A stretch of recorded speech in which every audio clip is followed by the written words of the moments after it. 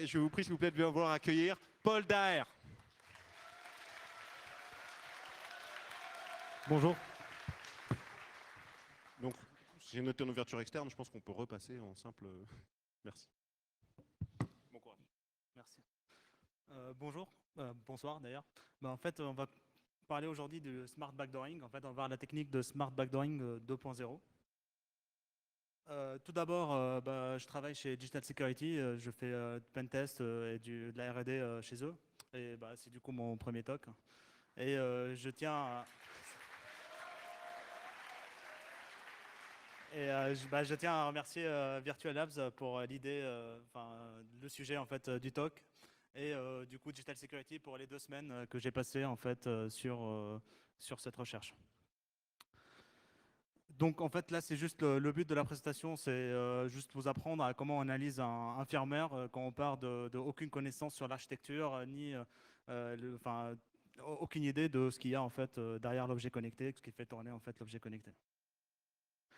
On va commencer par détailler un peu ce que c'est le Smart Backdooring. Après, on va prendre un cas d'étude qui est un cadenas connecté, qui est juste là. Et on va en fait détailler toute l'analyse, la méthodologie de test d'un objet connecté. Et on va analyser du coup le firmware et plonger dedans pour installer une petite backdoor. Donc le Smart Backdooring. En fait, Smart Backdooring, c'est juste une technique en fait qui consiste à backdoorer un objet dit un peu débile ou dump. C'est que en fait, ça veut dire c'est qu'il n'y a pas un OS qui tourne derrière. Donc par exemple, on n'a pas de Linux comme on a vu dans le talk qui est juste avant. Il n'y a pas de Linux qui tourne derrière. Il y a juste un firmware qui tourne, une sorte de boucle main qui va tourner et puis qui fait tourner en fait tout le système. Et le but du smart backdooring, c'est qu'on va backdoorer cet objet qui est dit plutôt débile, quoi, parce qu'il a une fonctionnalité ou plusieurs. Et on va ajouter un petit accès qui est spécial en fait, juste pour nous. Bon, parfois on n'a pas obligé de faire du backdoor parce que c'est by design sur certains produits, mais je pense que vous connaissez déjà. Donc, comment ça fonctionne? En fait, il faut que l'objet connecté soit en fait dans la main de l'attaquant à un point, parce qu'il a besoin en fait de mener certaines attaques.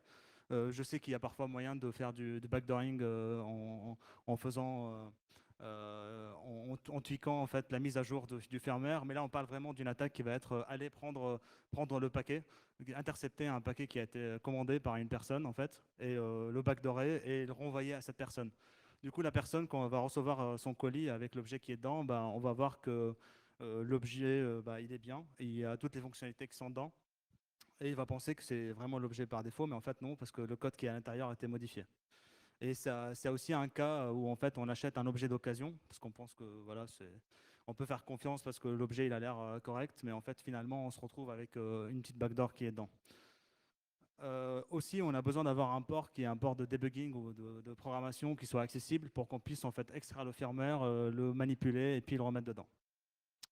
Et bien sûr, il faut savoir faire un peu de reverse pour qu'on puisse regarder comment ça fonctionne vraiment.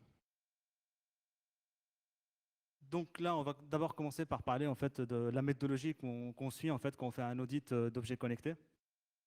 Tout d'abord, une fois qu'on a un objet, il faut savoir à quoi il sert. Parce qu'en fait, on va prendre, la boîte en fait, sur laquelle on a reçu l'objet. On va regarder quelles sont les icônes qui sont sur la boîte, par exemple. On voit qu'il y a du Bluetooth, du Wi-Fi, Android, donc il y a une application mobile potentiellement. On va essayer de voir, lire le manuel d'utilisation, parce qu'en termes d'utilisateur lambda, il y a toujours moyen de contourner l'usage très basique en fait, de l'objet. Donc on a vraiment besoin de savoir comment ça fonctionne. Donc ça, c'est vraiment la toute première étape à faire. Ensuite, on va essayer de chercher des vulnérabilités dites hardware. On va essayer de voir s'il y a des mécanismes qui, par exemple, déclenchent des moteurs qui sont accessibles assez facilement. On va essayer de voir s'il y a des boutons de reset hardware qui sont accessibles en fait aussi à tout le monde. Parce que dans certains cas où en fait on achète un objet et qu'il y a un mot de passe pour accéder à cet objet, euh, il suffit d'avoir un bouton de reset qui va reset le mot de passe factory sur l'objet. Du coup, s'il est accessible assez facilement, on peut prendre le contrôle assez facilement de l'objet.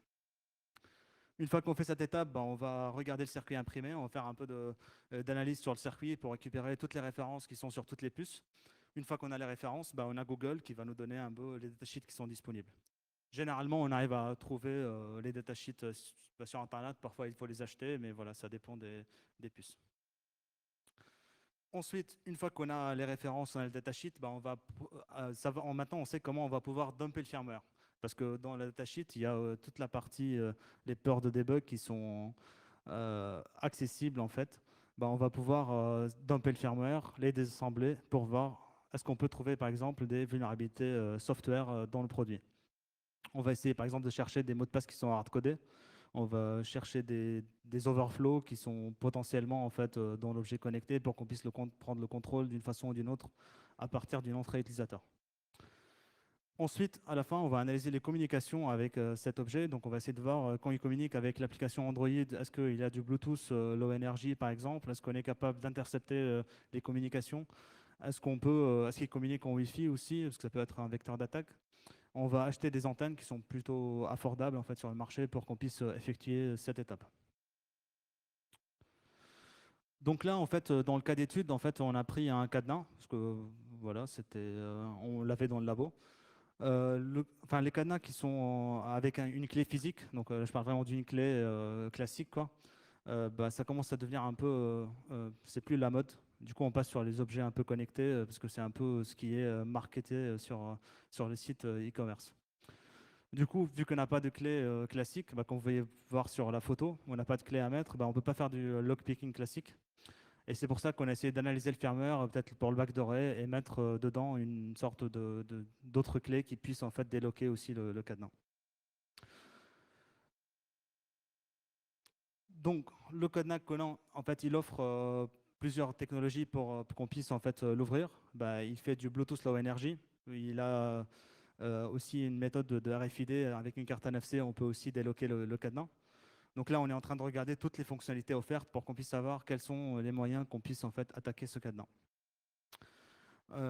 Ce cadenas, il vient avec une application mobile pour qu'on puisse configurer un code PIN. Bah, ce code PIN, ça va servir en fait, une fois qu'on se connecte en Bluetooth sur le cadenas, bah, on va entrer ce code PIN et du coup, on va pouvoir le déloquer, tout simplement. Il y a un port micro USB qui est accessible. Ce port, il sert juste à charger la batterie. Donc, ce n'est pas vraiment un vecteur qu'on peut utiliser dans notre cas. Et sur le cadenas, en fait, on a un bouton qui va permettre juste de réveiller le cadenas pour qu'on puisse connecter dessus une fois qu'on a l'application mobile installée sur le téléphone. Et aussi, il a une autre fonctionnalité qui est marquée sur la boîte qui dit en fait que ce cadenas, il va stocker toutes les access logs en fait, dans une section mémoire qu'il a. Du coup, on peut savoir quelle personne a ouvert le cadenas à quel moment. Donc là, en fait, on va essayer de regarder les vulnérabilités hardware. Donc là, en regardant le cadenas, bah, en fait, on a trouvé que c'était très facile en fait, d'ouvrir le cadenas. Et on va voir comment faire en fait.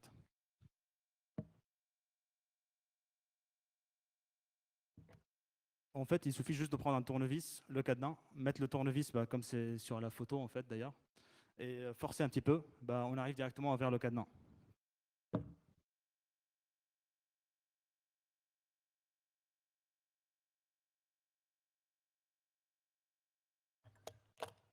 Du coup, comme vous pouvez voir, bah, on a ouvert le cadenas, du coup, bah, c'était pas très difficile. Après, il y a d'autres vis qui sont à l'intérieur, il suffit de les dévisser, bah, on peut aussi déloquer directement le cadenas. Après, sur la partie communication. Donc là, en fait, le cadenas, comme on a vu, bah, il se connecte en Bluetooth. Du coup, bah, on est capable d'intercepter le Bluetooth, enfin l'échange avec le téléphone, et on voit assez facilement que le code PIN, il passe en clair. Et là, en fait, je ne vais pas rentrer dans les détails parce que ça a été déjà présenté plein de fois sur des cadenas où le mot de passe il passe en clair sur le Bluetooth. Donc là, c'est pas le but de regarder cette partie en fait dans le talk. Donc je vais passer à la suite. J'ai aussi essayé de faire de brute force, mais en fait, le cadenas, il prend 8 caractères, 8 caractères numériques pour se déloquer. Et du coup, ce qui fait à peu près 100 millions de possibilités. Et bah, avec 100 millions de possibilités, bah, on peut attendre, ça va prendre un peu de temps. Surtout parce qu'à chaque fois qu'on fait 3 essais, bah, il faut réappuyer sur le bouton sur le cadenas, se reconnecter en Bluetooth et refaire 3 autres tentatives. Du coup, ça va prendre un peu de temps. Donc, on va trouver d'autres solutions. Donc là, le cadenas que j'ai ouvert là juste à l'instant, bah, en fait, il se présente comme ça.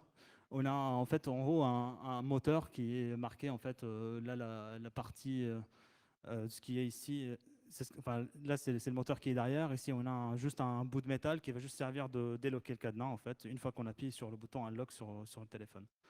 Et ici, en bas, on a la partie micro USB qui est accessible, qu'on peut voir. Et d'ailleurs, juste pour déverrouiller le cadenas, il suffit juste de dévisser la vis qui est là et puis forcer un petit peu ce qui est juste en haut, et puis le cadenas, il ouvre assez facilement. Donc là, on va prendre le cadenas, le retourner. Et là, du coup, bah, cette partie, la partie qui est à gauche, la partie qui est en noir, bah, ça, c'est ce qu'on voit. On a le moteur qui est juste à l'intérieur de cette partie avec la batterie.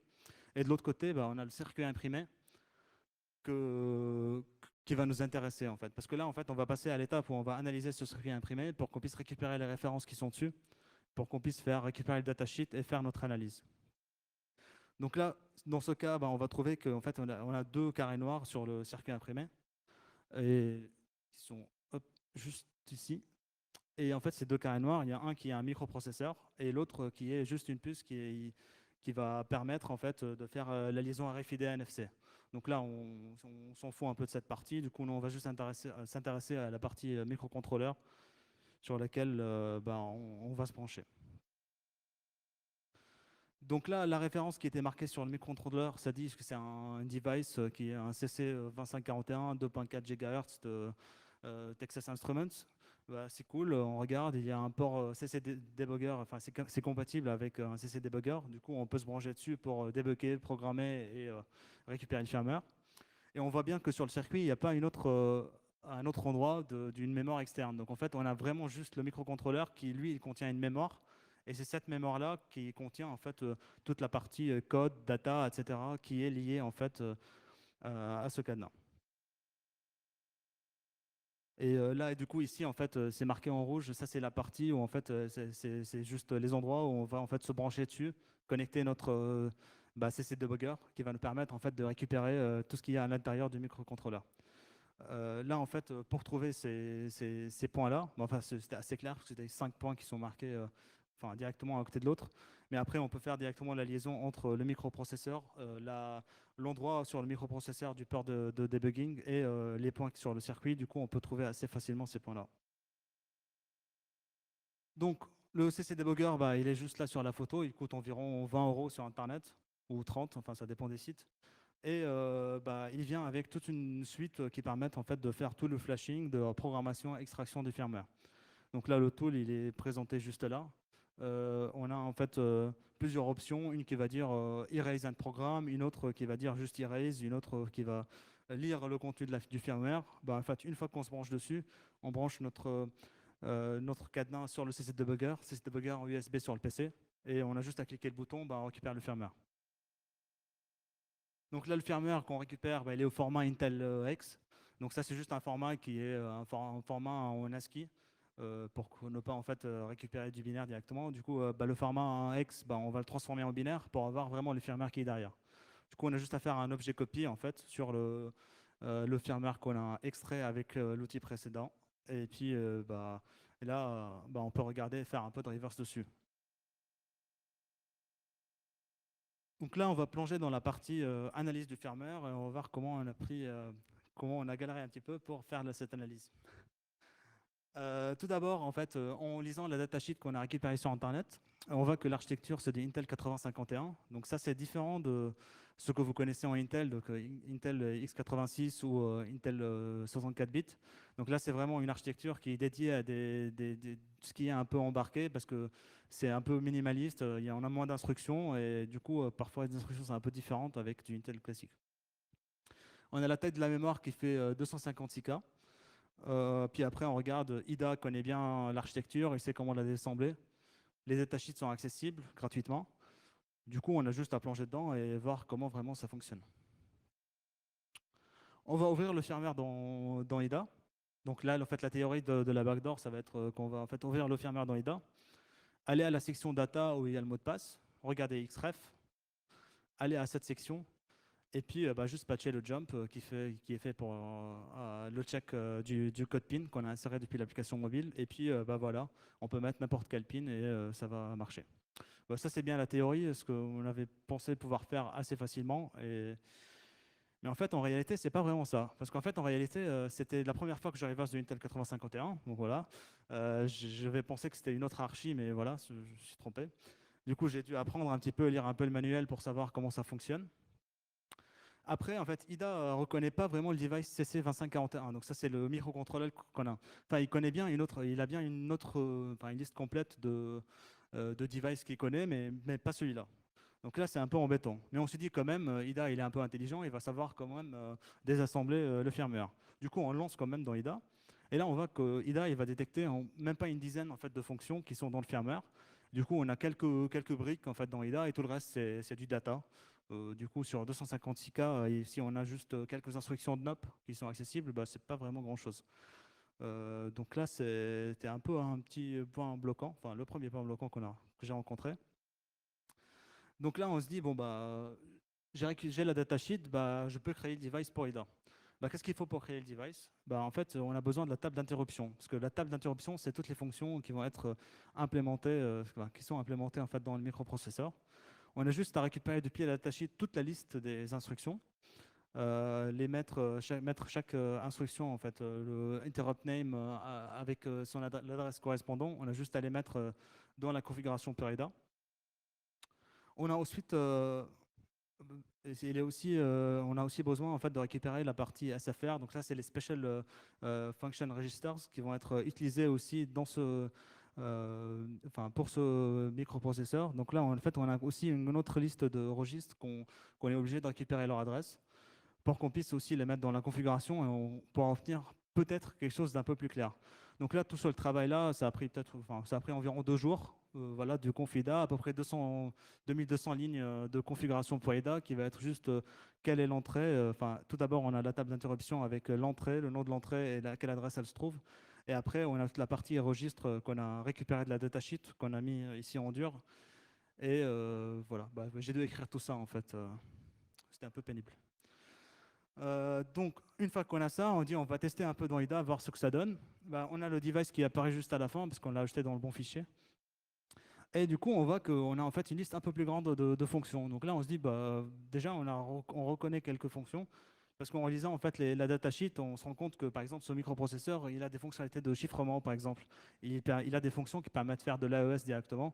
Donc là, on les retrouve ici, par exemple, avec la fonctionnalité ENC, enfin, ça veut dire encrypt.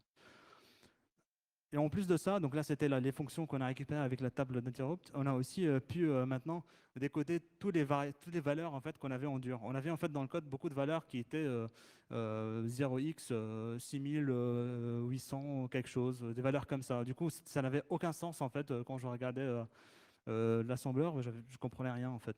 Et là, avec les registres qu'on a mis, là en fait, en regardant une deuxième fois le code, on voit que, par exemple ici, il utilise le preference channel en fait du Bluetooth, et du coup cette fonction, elle sert juste à setter le preference channel. Tout ce qu'il fait, c'est qu'il va prendre l'adresse dans DPTR et puis mettre ce qu'il y a dans son accumulateur dedans, et puis comme ça, il va setter la channel qu'il préfère en fait pour discuter en Bluetooth. Donc là, déjà, on a réussi à comprendre une fonction du programme, ce qui est pas mal pour commencer. Donc là, j'ai lancé une recherche pour trouver le mot de passe. Donc là, c'est moi qui ai seté le mot de passe 1337. Et du coup, j'ai trouvé la référence dans la section de data. La référence, elle est bien identifiée ici dans le carré rouge. On a 0x1337, voilà. Enfin, il prend... au final, c'est juste un mot de passe sur 4 octets. Mais là, en fait, en regardant tout ça, on se dit, il est où notre xref pour aller dans la section code et trouver le check de pin? Là, en fait, il n'y a pas d'xref. Toute la section de data, on ne trouve aucune référence directe depuis les segments de code. Là, ça commence à devenir un peu plus compliqué, parce qu'on a pensé à faire la backdoor en même pas 2 minutes, ça commence à se compliquer de plus en plus. Donc, en regardant en fait, tout le binaire complet, là, je me suis aperçu que j'ai en fait 128 kg de code à peu près. Et si le but c'était juste de faire une backdoor un peu rapide, d'analyser 128 kg, ça va prendre un peu de temps, surtout parce que je ne maîtrise pas trop en fait, l'architecture encore. Et je me suis aussi aperçu qu'en fait, vu qu'on n'avait pas de puce qui était dédiée au Bluetooth et tout était implémenté directement dans le microcontrôleur, le microcontrôleur, il avait besoin de toute la stack Bluetooth. Donc en fait, la moitié de mon firmware, enfin le firmware que j'avais sous la main, c'était juste la stack Bluetooth. Du coup, je me suis d'abord un peu amusé à modifier quelques instructions et dire telle instruction, c'est pas un jump 0, c'est un jump not 0. Telle instruction, c'est pas un add, c'est un sub. Et je faisais des tests, vu que j'avais accès en fait en debug programmation autant que je voulais sur le circuit, bah, je faisais les tests comme ça. Et à chaque fois que je modifiais une valeur, bah, je ne peux plus me connecter en Bluetooth sur le device. Parfois, aussi le device, j'avais plus la lumière qui s'allume pour le Bluetooth, donc en fait, c'était presque plus utilisable en fait. Donc là, je me dis, bon, je me suis peut-être pris un peu le problème dans un mauvais sens. On va revenir un peu à la datasheet, voir est-ce qu'il y a quelque chose dans la datasheet qui peut nous aider en fait à trouver un autre moyen pour bah, trouver le bout de code qui nous intéresse dans le firmware. Et là, en fait, je tombe sur quelques phrases en fait, dans la datasheet qui fait quelques centaines de pages. J'ai lu plusieurs fois. Et du coup, en fait, je vois un truc qui s'appelle PWM. C'est des signaux PWM. Donc là, en demandant un peu qu'est-ce que ça veut dire, je me suis aperçu que ça, c'est une sorte de module qui va, en fait, c'est une sorte de pulse, un signal de pulse qui va être envoyé au moteur, qui va déclencher l'ouverture du moteur. Donc là, ce qui va ouvrir notre cadenas, vu qu'on a un moteur, en fait, qui est relié à notre microprocesseur. Donc là, je regarde, je vois une ligne qui est plus intéressante. On a un T1CTL.div. On voit que ce registre-là, il va juste c'était la période du signal. Donc la durée sur laquelle on va envoyer le signal. Du coup, je dis, bah, ce serait cool de checker ça dans le code, enfin, en assembleur. Donc là, je vois qu'il y a deux références dans IDA sur cette valeur-là. Donc là, je prends la première référence qui me tombe directement sous la main. Je vois qu'ici, il set la valeur 0xa dedans, juste ici en bas. Du coup, bah, j'ai dit, bah, si c'est la durée sur laquelle va setter, bah, j'aurai juste à mettre 0, voir ce qui se passe. Du coup, je mets la valeur de 0 dedans. Je mets le firmware dans le cadenas. J'arrive à me connecter en Bluetooth. Donc là, c'est bon, je ne suis pas dans la stack Bluetooth. J'ai vraiment patché un truc qui n'est pas dedans. J'arrive à mettre mon mot de passe que j'avais seté tout à l'heure. Et du coup, quand j'appuie sur le bouton Unlock, parce qu'il y a un bouton Unlock pour déverrouiller le moteur, bah, le moteur ne bouge pas. Donc là, j'ai vraiment aucun signal qui est envoyé au moteur, parce que la période dans laquelle il doit envoyer un signal, bah, elle est nulle en fait. Du coup, bah, je me dis que là, ce bout de code, il correspond un petit peu à un code qui est vraiment lié à ce cadenas. Donc là, je suis sorti de la stack Bluetooth qui était implémentée tout au long du début de mon firmware.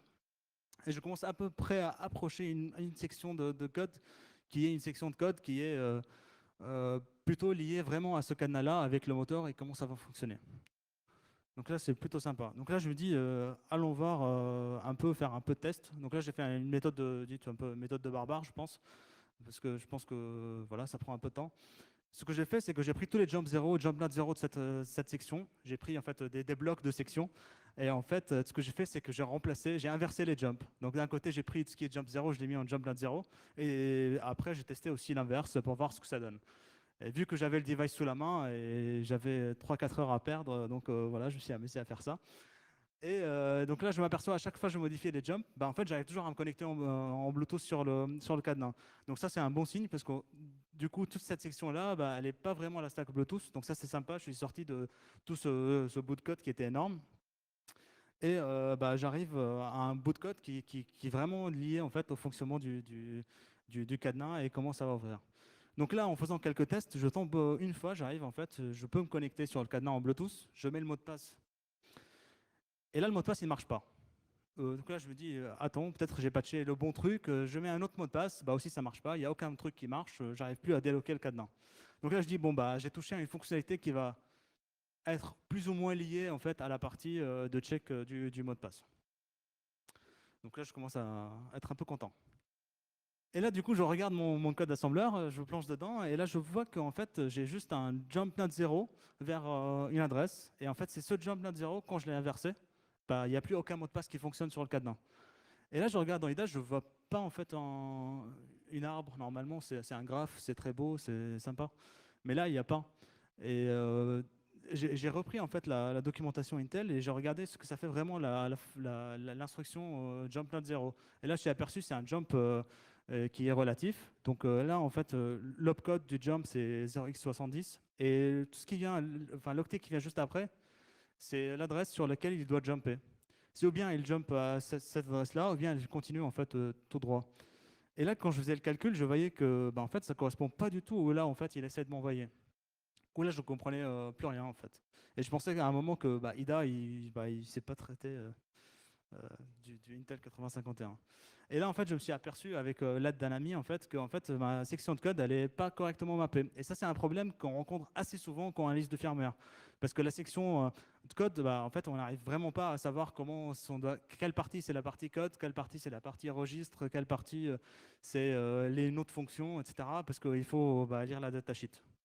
Du coup, tout ce qu'on a à faire, bah, on doit rebaser les segments pour qu'on puisse dire que ce segment-là, bah, ça c'est un segment de code qui est à part. Et du coup, pour faire ça, bah, il faut regarder la datasheet, encore une fois. Et là, en fait, on a en fait deux sections. Une partie qui est la partie Xdata Memory Space. Donc là, c'est qui va contenir toute la partie, les registres SFR qu'on a codé, une partie de RAM. Et on a un peu, un truc qui s'appelle Xbank. C'est en fait de la mémoire en read-only, il me semble. Et après, en fait, la première fois que j'ai commencé à analyser le firmware, je me suis arrêté juste sur ce bloc-là. Et je n'ai pas regardé ce qu'il y a en plus. Et en fait, je me suis aperçu qu'il y a encore une suite en fait, à ce schéma qui est juste à droite. Et cette suite, ça veut dire qu'en fait, on a des banques de 0 jusqu'à 7. Du coup, on peut avoir jusqu'à 8 blocs de 32 kg de code. Et tout ça, c'est en fonction de notre taille de mémoire qui est disponible en fait, sur le microprocesseur. Du coup, bah, en fait, j'ai pris pour chaque 32 kilos, j'ai dit, bon, bah, ça c'est un segment de code, voici la base, elle est là, et puis j'ai testé pour voir ce que ça donne. Et là, en fait, j'ouvre la même fonction, et là, je trouve que bah, là, ça commence à être quelque chose qui est agréable à voir. Donc là, on a vraiment les jumps qui sont dans le bon ordre, on a bien le graphe qui est plutôt beau, quelque chose que voilà, je connais un peu. Donc là, en fait, ce qui est arrivé, c'est qu'en fait, on avait modifié le jump qui était juste ici à côté de la souris. Ben, c'était là le 0x7003. Et en modifiant ce jump-là, je me suis aperçu que bah, plus aucun mot de passe fonctionne. Du coup, je me dis, bah, normalement, ça doit être juste après où il va checker son mot de passe. Et du coup, bah, j'ai patché l'instruction qui était juste après. En fait, ce qui est arrivé quand je faisais la méthode un peu barbare, c'est que, bah, au passage, j'ai aussi patché ce qui était après. Mais vu que j'ai essayé de cerner où était le problème, bah, j'ai trouvé juste le jump qui était avant et pas le deuxième. Mais là, j'ai dit, bon, bah, je vais juste tester uniquement en me changeant le deuxième et voir ce que ça donne. Et là, en fait, j'ai modifié le jump. J'ai remplacé 0x70.05 par 0x60.05 qui correspond juste à l'instruction qui est inverse. Et on a le mot de passe qui est seté en fait par le owner qui a 1337, 1337. Et là, j'ai une petite vidéo pour vous montrer ce qui se passe. Donc là, tout d'abord, je vais vous montrer une vidéo sur l'utilisation classique en fait, du cadenas. Donc là, le cadenas, vraiment, c'est comment il fonctionne une fois qu'on l'a ouvert, qu'on a seté un mot de passe dedans, on veut se connecter dessus, comment ça fonctionne. Bah ouais, j'ai travaillé en fait tout le temps comme ça parce que je voulais pas enlever les soudures à chaque fois pour retester. Mais là voilà, j'essaie un mot de passe, il me dit que j'ai encore 2 chances. Après j'essaie un autre mot de passe, il me dit il me reste encore une chance. Voilà, c'est juste pour montrer que j'ai essayé plusieurs combinaisons. Et là quand je mets le mot de passe, bah, j'arrive en fait à me connecter dessus. J'espère que vous voyez bien, parce qu'en fait, quand je vais cliquer sur le bouton Unlock, il y a un truc qui est là, qui va bouger, juste à côté de la souris. Je ne sais pas si vous avez vu ça, mais en fait, normalement, là, le moteur, il a bougé, et on a débloqué le cadenas. Donc ça, c'est vraiment l'utilisation classique, en fait, du cadenas. Donc là, si je passe, en fait, sur ce que j'ai effectué comme modification. Donc là, en fait, avec la modification que j'ai effectuée, bah, là, en fait, le bon mot de passe, il ne marche plus, mais tout le reste fonctionne. Donc, bah, moi, ça a marché, en fait. Et du coup, là, je mets un mot de passe aléatoire, puis on voit que ça a fonctionné, puis il va faire regarder le petit bout qui est là, qui a bougé, en fait.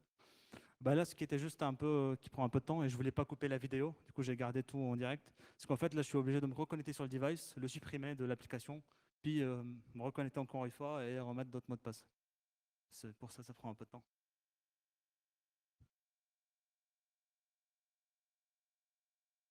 Et voilà, du coup là maintenant en fait on va tester le mot de passe qui était seté par le owner en fait du cadenas. Et là on voit que le mot de passe il marche pas. Et là on va tester n'importe quoi à la place et on va trouver que ça marche. Donc voilà, ça c'était en fait le test où je me suis dit bon bah j'ai mis le doigt en fait sur la bonne fonction et là tout ce qu'il me reste à faire c'était de essayer de voir comment je peux patcher encore ça un peu mieux. Bah là, en fait, ce que j'ai fait, c'est que j'ai remplacé le jump parce qu'en fait, j'ai vu que la section de code qui m'intéressait, elle venait juste après le jump. Bah, j'ai remplacé par des nops. Du coup, bah, j'ai ouvert un éditeur exa parce que ça fait cool sur l'écran. Et du coup, j'ai remplacé 70.05 par 0000. Et ça correspond à un NOP en Intel 8051. Parce que la première fois, j'ai essayé avec 0x90, mais en fait, ça marchait pas. Faut bien lire la doc. Euh, donc voilà. Donc là, on a seté des NOP à la place. Donc maintenant, tous les mots de passe, ils fonctionnent.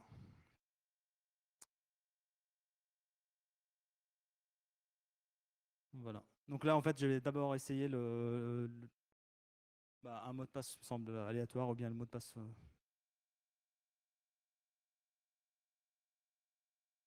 Voilà. Donc là, j'essaie un mot de passe aléatoire. Et puis juste après, je vais tester le bon mot de passe pour montrer que ça fonctionne aussi. Et si quelqu'un ne me croit pas, bah, il peut venir tester autant qu'il veut. J'ai le cadenas avec moi et on pourra en discuter un peu plus. En fait, oui, il faut juste faire gaffe, c'est qu'il y a ici un truc qui va voler. Là, j'ai dû supprimer le device aussi parce que j'ai pas coupé. En fait, c'était la dernière fois où j'ai testé le cadenas avec ce mode-là. Et là, il y a en fait un petit vis ici qui va sauter parce que j'ai dû faire plein de tests. Vous allez voir, c'est marrant.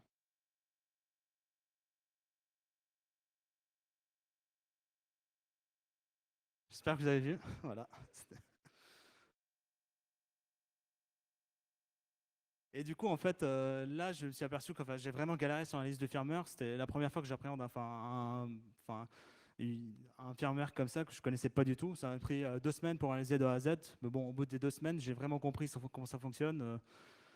Et je pense que je ne suis pas le seul à avoir ces problèmes-là. Donc en fait, on a toujours des problèmes où en fait, les désassembleurs qui existent sur le marché, bah, ils ne reconnaissent pas le device. Du coup, on est obligé vraiment de taper la datasheet. Il ne faut vraiment pas avoir peur, même si ça fait 500 pages, ça passe. Hein. 2-3 jours, ça passe. Et puis en fait, j'ai galéré parce que j'avais pas d'informations sur Internet. Quand je cherchais sur Internet, en fait, sur Google, à chaque fois, j'avais des gens il y avait des personnes qui demandaient comment on est capable de reverser ce type d'architecture. À chaque fois, la réponse était lancer le code dans l'IDE et puis vous pouvez faire du step-by-step debugging. Bon bah moi j'ai pas le code en fait, du coup je pouvais pas faire ça. Donc c'était un peu embêtant. Et puis en fait, j'avais aucune idée où est-ce qu'il y avait le code intéressant. C'est pour ça que j'avais utilisé à un moment la méthode barbare parce qu'il fallait que j'aille un peu vite et que je fais le truc parce que quand même on m'a filé 2 semaines pour le faire, mais il faut pas en abuser aussi. Et puis j'ai pas trouvé de moyen de faire du live debugging sur le cadenas. Et bon, même si on peut le faire techniquement derrière, mais enfin, il fallait reverser des choses en plus et voilà, ça rentrait pas en fait dans le cas de l'étude. Et puis le point le plus chiant, que je pense tous les gens qui font du reverse de firmware, ils ont le même problème. En tout cas, j'espère que je ne suis pas le seul. C'est en fait créer les sections de code et les sections de mémoire, parce que ça, c'est vraiment pénible. Et voilà. Si vous avez une méthode facile, je prends. Et puis, du coup, pour conclure, en fait, ce qui est un peu recommandé, c'est de physiquement en fait, souder les pièces pour qu'on puisse pas accéder directement au circuit connecté. Donc, notamment sur un cadenas qui est censé protéger, par exemple, un vélo ou une porte.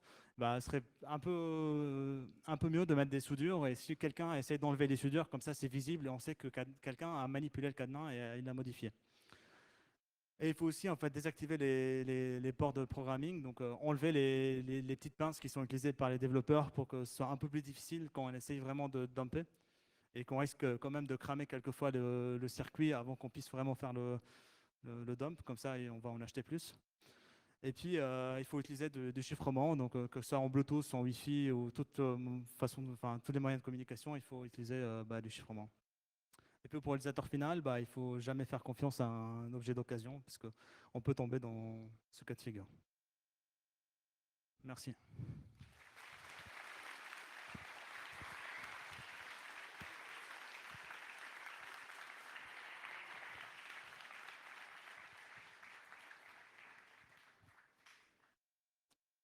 Si vous avez des questions.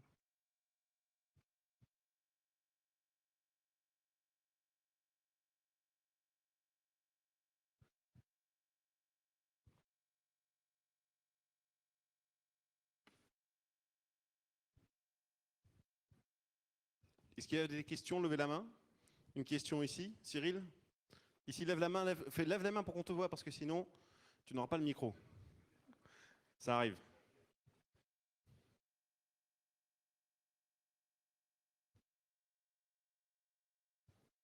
Donc tu disais que toutes les techniques classiques de lockpicking ne marchaient pas.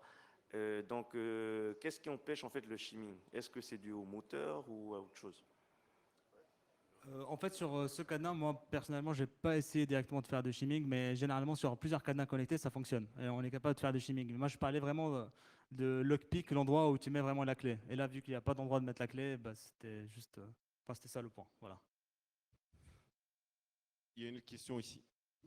Tout d'abord, merci. Vous avez remplacé le jump par un jump 0 par un jump not 0. Du coup, non, vous avez mis des nops. Du coup, tous les mots de passe fonctionnent. Du coup, c'est pas très discret. Si le mec il se trompe, il voit tout de suite qu'il y a un problème. Enfin, ça va déverrouiller. Ouais, bah s'ils se rendent pas compte. Est-ce que vous avez essayé du coup de mettre après la vérification, donc si c'était pas le bon mot de passe, de remettre une deuxième vérification si c'est un mot de passe rentré en dur par vous? Là, je redéverrouille. Du coup, après le jump, remettre une deuxième vérification. Ouais, en fait, j'ai pas essayé de le faire, pour être très honnête. Mais enfin, c'est faisable. En fait, avant, il y a quelques fonctions, enfin, l'école qui sont juste avant le jump. Bah, c'est ce qui fait le check de mot de passe. Et il y a moyen de modifier. D'autres questions? Eh ben, on est bon. Merci beaucoup. Merci. Très bonne première.